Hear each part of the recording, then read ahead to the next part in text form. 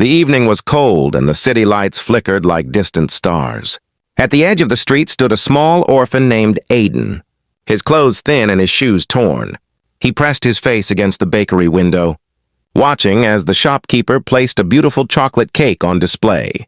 Aiden's birthday was tomorrow, but for him, birthdays were just another day of hunger and loneliness. Still, he whispered to himself, Maybe someone will remember this time. Just then, a tall man in a black coat stopped near the bakery. His car, sleek and shining, was parked beside the road. He looked like someone who had never known hunger, never known cold. It was Mr. Collins, one of the richest men in the city.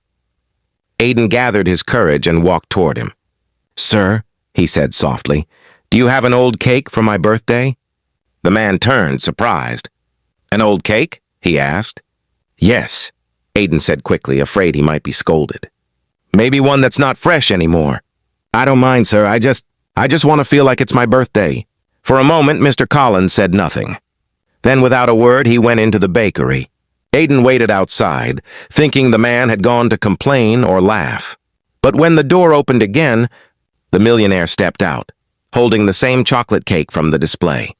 "This one isn't old," Mr. Collins said, kneeling down. "It's brand new. And it's yours." Aiden's eyes filled with tears. "Mine," he whispered.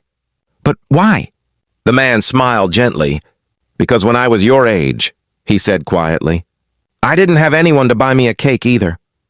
They went inside the bakery together. The man asked the baker to add Aiden's name in bright red icing. "Happy birthday, Aiden."